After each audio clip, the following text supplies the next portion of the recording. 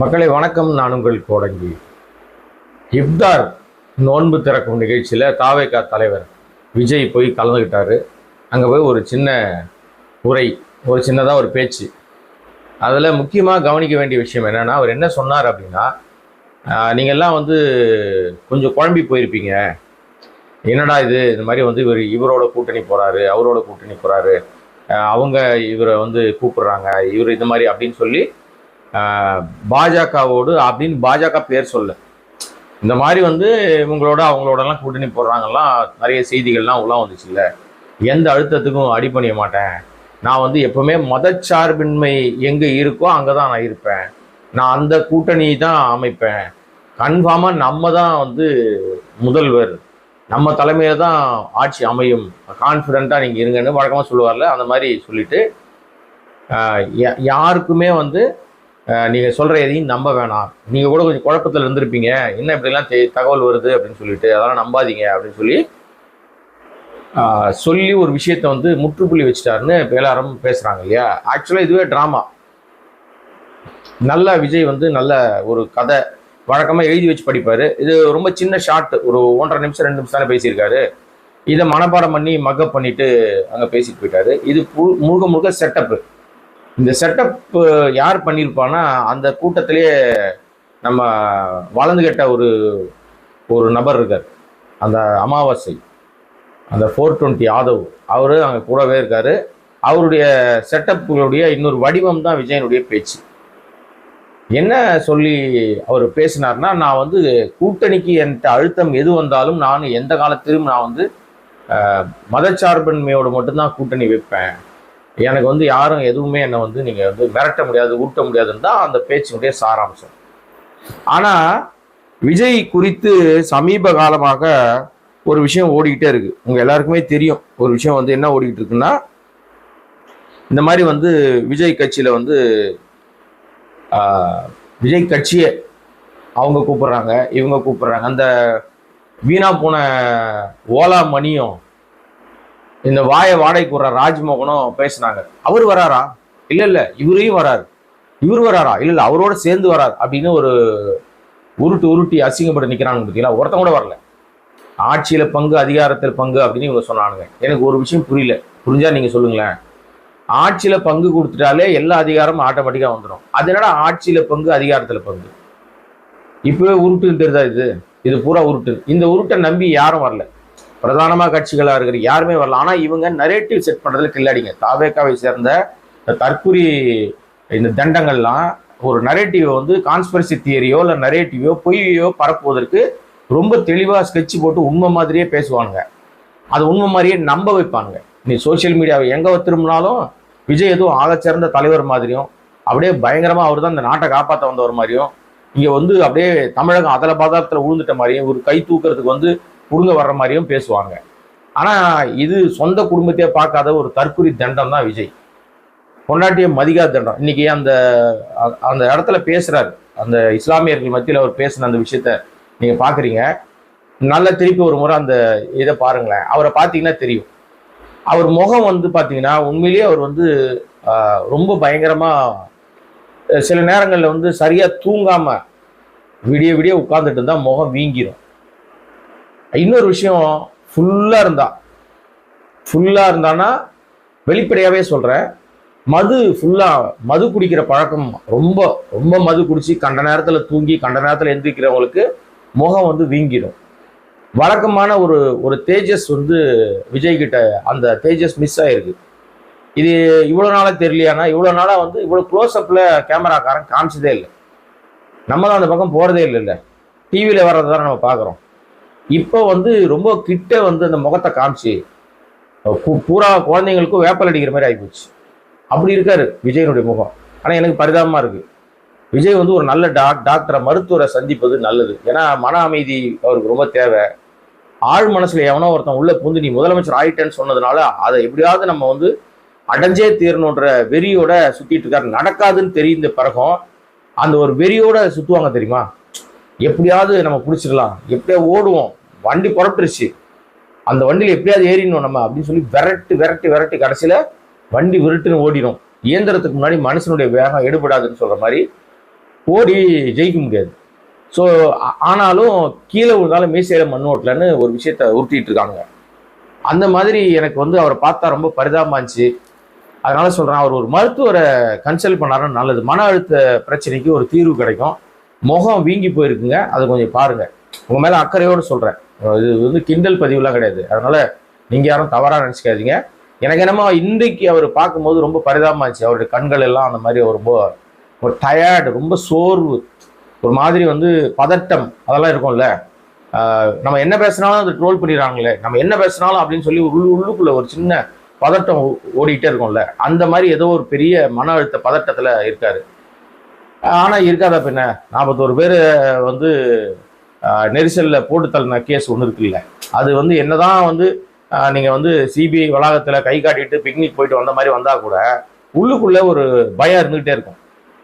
இவர் முழுக்க முழுக்க சிறுபான்மையினர் வாக்குகளை பிரிப்பதற்காக பாஜகவால் அனுப்பப்பட்டவர் என்பதற்கு இன்றைக்கு இப்தார் நிகழ்ச்சி நீங்க எடுத்துக்கலாம். இவ்வளவு வருஷம் இப்தார் நடந்தது, கட்சி ஆரம்பிச்சு 2 வருஷம் ஆயிடுச்சு. அதுக்கு முன்னாடியே இவர் வந்து பிரபலமான நடிகராக தான் இருந்தார். இந்த மாதிரி இப்தார் நிகழ்ச்சியெல்லாம் கலந்துக்கிட்டதே கிடையாது. ஆனா இப்ப ஓட்டு வேணும், சிறுபான்மையினர் ஓட்டு வேணும். அங்க வந்து நல்ல மாதிரி நாடகம் ஆடணும், அங்க வந்து நல்ல மாதிரி 2 வார்த்தையை பேசணும்.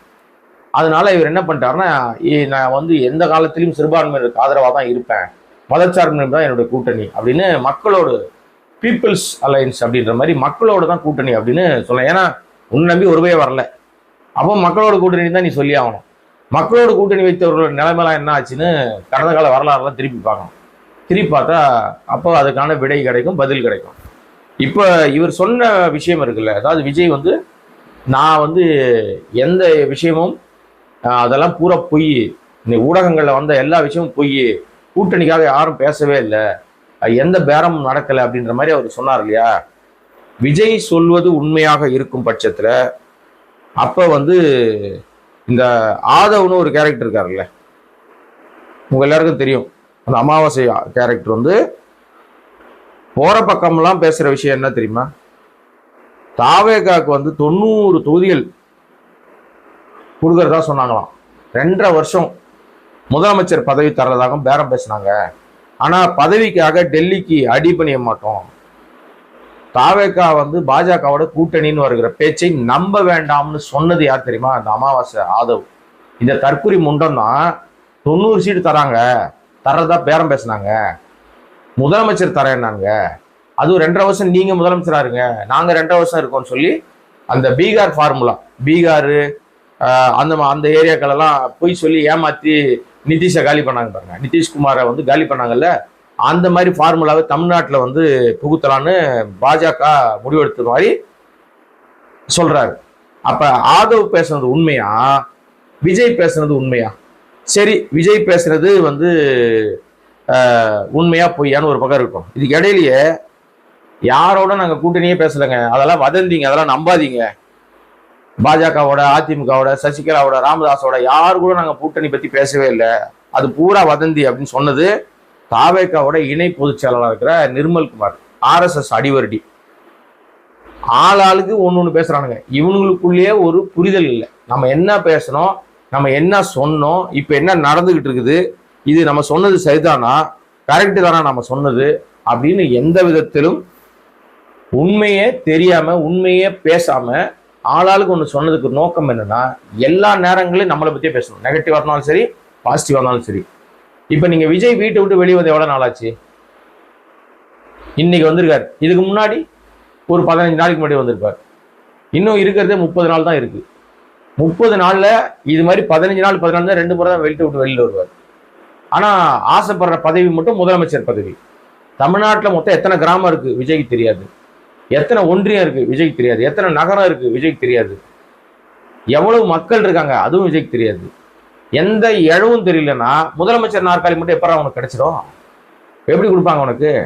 நீ என்ன செஞ்சு கீச்சிட்ட, இந்த மக்களுக்கு நீ என்ன செஞ்சு கீச்சிட்ட, ஏதாவது கேட்டு பாருங்க, ஒண்ணுமே தெரியாது. ஆனா போய் பரப்புவானுங்க. இப்ப கூட பாருங்களேன், இந்த நரேட்டிவை செட் பண்ணது இவனுக்கு தான். பாஜக வந்து பேசிக்கிட்டு இருக்கு கூட்டணி பேச்சுவார்த்தை, சிபிஐ அலுவலகத்துக்குள்ள கூப்பிட்டதே பாஜக பேச்சுவார்த்தை நடத்ததான். அமித்ஷா பேசிட்டாரு, மணிக்கணக்கா பேசிட்டாரு, பாஜக டீலிங் முடிஞ்சிருச்சு, இப்படி அப்படின்னு சொல்லி பயங்கரமா போய் பரப்புனாங்க.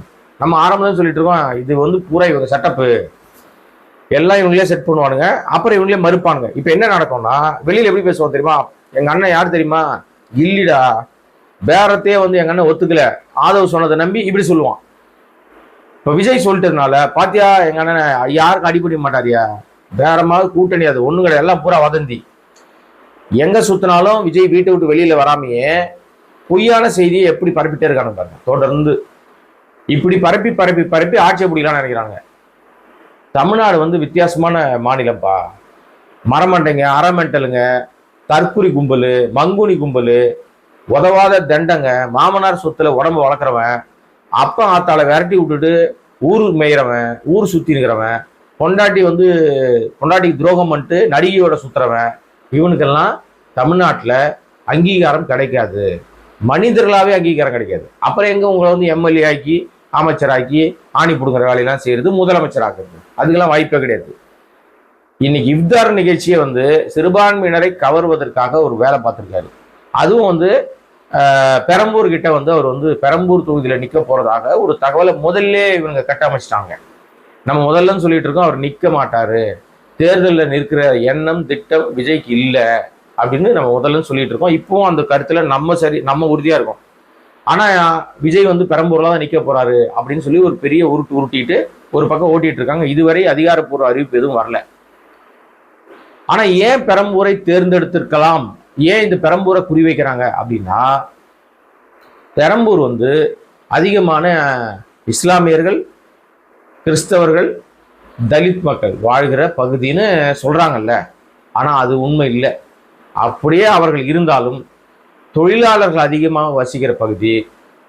அவன் அண்ணன் தம்பியா தான் காலங்காலமா பழகிட்டு இருக்கான். அங்க போய் பிரிவினையை நீங்க நினைச்சு பேசுனீங்கன்னா விளங்காது.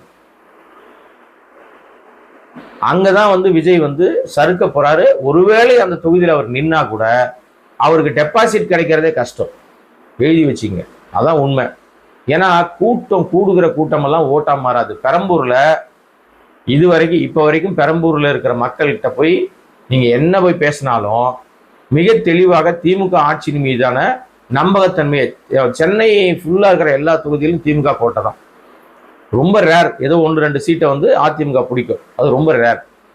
கூட்டணி பலத்தால் அந்த மாதிரி ஏதாவது விஷயம் இல்லைன்னா அவங்க அந்த முகம் தெரிந்த நபர்கள்னு இருப்பாங்க. இப்போ நீங்க ராயபுரம் எடுத்துக்கிட்டீங்கன்னா, ஜெயக்குமார் வந்து அங்கே ரொம்ப காலமாக கோல் வச்சுட்டு இருந்தார்.